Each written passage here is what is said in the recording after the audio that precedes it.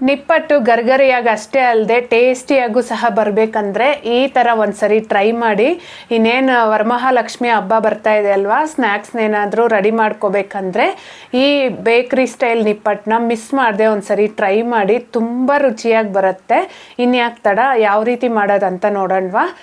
ಮೊದಲಿಗೆ ಲೋ ಫ್ಲೇಮಲ್ಲೇ ಚೆನ್ನಾಗಿ ಹುರಿದಿರೋ ಅಂಥ ಕಡಲೆ ಬೀಜನ ಅರ್ಧ ಕಪ್ಪಷ್ಟು ತಗೋಬೇಕು. ಹಾಗೆಯೇ ಅರ್ಧ ಕಪ್ಪಷ್ಟು ಹುರ್ಗಡ್ಲೆನ ಸಹ ಹಾಕ್ಕೋಬೇಕು. ನಾನಿಲ್ಲಿ ಎಲ್ಲ ಮೆಷರ್ಮೆಂಟ್ಸನ್ನು ಇದೇ ಕಪ್ಪಲ್ಲೇ ಹೇಳ್ತಾ ಹೋಗ್ತೀನಿ. ಈಗ ನಾವು ಹುರಿದಿಟ್ಟಿರೋ ಅಂಥ ಕಡಲೆ ಬೀಜ ಕಡಲೆ ಪಪ್ಪನ್ನ ಒಂದು ಸ್ವಲ್ಪ ತರಿಯಾಗಿ ರುಬ್ಬಿಟ್ಕೋಬೇಕು. ಈಗ ಒಂದು ಅಗಲವಾಗಿರೋಂಥ ತಟ್ಟೆ ಅಥವಾ ಬೌಲ್ಗೆ ನಾವು ಕಡಲೆ ಬೀಜ ತಗೊಂಡಿದ್ವಲ್ಲ ಅದೇ ಕಪ್ಪಲ್ಲಿ 2.5 ಕಪ್ಪಷ್ಟು ಅಕ್ಕಿ ಹಿಟ್ಟನ್ನು ಹಾಕ್ಕೊತಾ ಇದ್ದೀನಿ. ನಾನಿಲ್ಲಿ ಯೂಸ್ ಮಾಡ್ತಾ ಇರೋದು ಪ್ಯಾಕೆಟ್ ಅಕ್ಕಿ ಹಿಟ್ಟನ್ನೇ. ನೀವು ಮನೆಯಲ್ಲೇ ಮಿಲ್ ಮಾಡಿಸಿರೋ ಹಿಟ್ಟು ಏನಾದರೂ ಇದ್ದರೆ ಅದನ್ನು ಸಹ ತಗೋಬೋದು. ನೋಡಿ, ಈಗ ಈ ರೀತಿ ಕೋರ್ಸಾಗಿ ಗ್ರೈಂಡ್ ಮಾಡ್ಕೊಂಡಿರೋ ಅಂಥ ಕಡಲೆ ಬೀಜ ಹಾಗೆ ಕಡಲೆ ಪಪ್ಪನ ಪುಡಿ ಸಹ ಹಾಕ್ಕೊತಾ ಇದ್ದೀನಿ. ನಾವು ಮತ್ತೆ ಎಣ್ಣೆಯಲ್ಲಿ ಕರಿತೀವಲ್ಲ, ಕಡಲೆ ಬೀಜನ ಹುರಿದ್ಬಿಟ್ಟೆ ಹಾಕ್ಬೇಕಾ ಅಂತ ಕೇಳೋದಾದರೆ ಹೌದು, ಇಲ್ಲ ಅಂದರೆ ಅದು ಒಂಥರ ಸ್ಮೆಲ್ ಬರುತ್ತೆ ಅಷ್ಟೇ. ಈಗ ಇದಕ್ಕೇ 1 ಟೇಬಲ್ ಸ್ಪೂನಷ್ಟು ಬಿಳಿ ಎಳ್ಳು ಹಾಗೆಯೇ 1 ಟೀ ಸ್ಪೂನಷ್ಟು ಜೀರಿಗೆ ಹಾಕ್ಕೊತಾ ಇದ್ದೀನಿ. ಖಾರಕ್ಕೆ ಖಾರದ ಪುಡಿ ಹಾಕೋದಕ್ಕಿಂತ ಈ ರೀತಿ ಒಣಮೆಣಸಿನ್ಕಾಯಿನ ಒಂದು ಸ್ವಲ್ಪ ಕೋರ್ಸಾಗಿ ಗ್ರೈಂಡ್ ಮಾಡಿ ಹಾಕ್ಕೊಳ್ಳಿ, ತುಂಬ ಚೆನ್ನಾಗಿರುತ್ತೆ. ಮತ್ತು ಇದಕ್ಕೇನೆ 1/4 ಸ್ಪೂನಷ್ಟು ಇಂಗನ್ನು ಹಾಕ್ಕೊತಾ ಇದ್ದೀನಿ. ಇಂಗು ಮಿಸ್ ಮಾಡಬೇಡಿ, ರುಚಿ ತುಂಬ ಚೆನ್ನಾಗಿರುತ್ತೆ.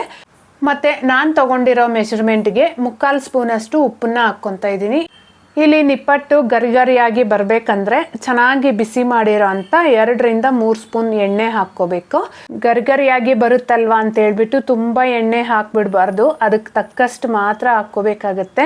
ಯಾಕಂದರೆ ತುಂಬ ಎಣ್ಣೆ ಆಗೋದ್ರೆ ನಾವು ಎಣ್ಣೆಯಲ್ಲಿ ಕರಿಯೋವಾಗ ನಿಪ್ಪಟ್ಟೆಲ್ಲ ಪುಡಿ ಪುಡಿ ಆಗೋಗುತ್ತೆ.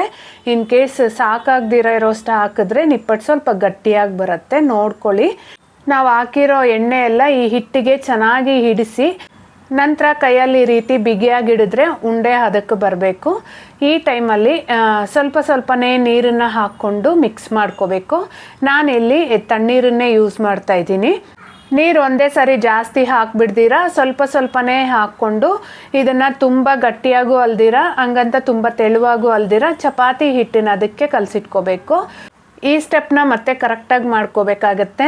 ಹಿಟ್ಟನ್ನು ತುಂಬ ಗಟ್ಟಿಯಾಗಿ ಕಲಿಸ್ಬಿಟ್ರು ನಿಪ್ಪಟ್ಟು ಗಟ್ಟಿಯಾಗೋಗುತ್ತೆ. ಇನ್ ಕೇಸ್ ತುಂಬ ತೆಳುವು ಮಾಡ್ಕೊಂಬಿಟ್ರೆ ನಿಪ್ಪಟ್ಟು ಸಾಫ್ಟ್ ಆಗೋಗುತ್ತೆ, ಹಾಗೆಯೇ ಎಣ್ಣೆ ಜಾಸ್ತಿ ಹೀರ್ಕೊಂಬಿಡತ್ತೆ.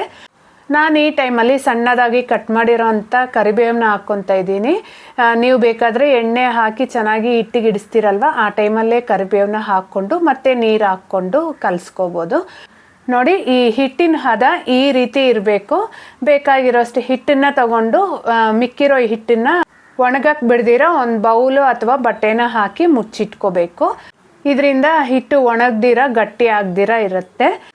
ಇನ್ನು ನಿಪ್ಪಟ್ಟು ಮಾಡ್ಕೊಳ್ಳೋದು ನಿಮ್ಗೆ ಯಾವ ರೀತಿ ಈಸಿ ಆಗುತ್ತೋ ಆ ರೀತಿ ಮಾಡ್ಕೋಬೋದು. ನನ್ನ ಹತ್ರ ಆದರೆ ಒಂದು ಪೂರಿ ಪ್ರೆಸ್ಸರ್ ಇತ್ತು, ಸೊ ಅದರಲ್ಲಿ ಮಾಡ್ಕೊತಾ ಇದ್ದೀನಿ.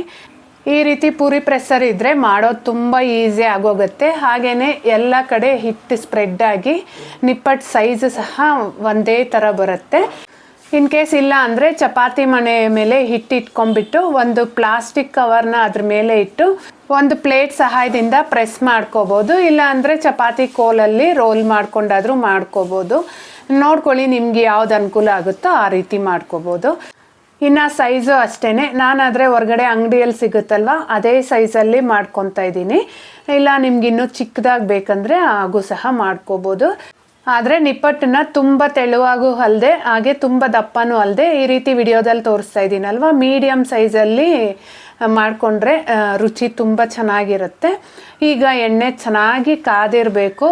ಎಣ್ಣೆ ಕಾದ್ಮೇಲೆ ಸ್ಟವ್ನ ಮೀಡಿಯಮ್ ಫ್ಲೇಮಲ್ಲಿ ಇಟ್ಕೊಂಡ್ಬಿಟ್ಟು ಬೇಕಾಗಿರೋಷ್ಟು ನಿಪ್ಪಟ್ಟನ್ನ ಹಾಕ್ಕೊಂಡ್ಬಿಟ್ಟು ನಿಪ್ಪಟ್ಟು ಮೇಲೆ ಬರೋವರೆಗೂ ತಿರುಗಿಸ್ದಿರ ನಂತರ ನಿಧಾನಕ್ಕೆ ಸ್ವಲ್ಪ ಫ್ಲಿಪ್ ಮಾಡಿಕೊಂಡು 2 ಕಡೆ ಗರಿಗರಿಯಾಗಿ ಸ್ವಲ್ಪ ಕಲರ್ ಚೇಂಜ್ ಆಗೋವರೆಗೂ ಫ್ರೈ ಮಾಡ್ಕೋಬೇಕು. ನೆನಪಿರಲಿ, ಹೈ ಫ್ಲೇಮಲ್ಲೇ ಏನಾದರೂ ನಿಪ್ಪಟ್ಟನ್ನ ಬೇಯಿಸ್ಕೊಂಡ್ಬಿಟ್ರೆ ಒಳಗಡೆ ಮೆತ್ತಗೆ ಇದ್ಬಿಡತ್ತೆ, ಗರಿಗರಿಯಾಗಿ ಬರೋದಿಲ್ಲ. ಇನ್ ಕೇಸ್ ಲೋ ಫ್ಲೇಮಲ್ಲೇ ಫ್ರೈ ಮಾಡಿಕೊಂಡ್ರೆ ನಿಪ್ಪಟ್ಟು ಗಟ್ಟಿ ಆಗೋಗುತ್ತೆ.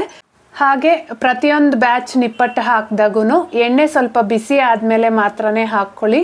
ಆವಾಗ ನೀವು ಕೊನೆವರೆಗೂ ಮಾಡೋ ನಿಪ್ಪಟ್ಟು ಅದೇ ಕ್ರಿಸ್ಪಿನೆಸ್ಸು ಹಾಗೆ ಅದೇ ಕಲರ್ ಸಹ ಹೊಂದಿರುತ್ತೆ.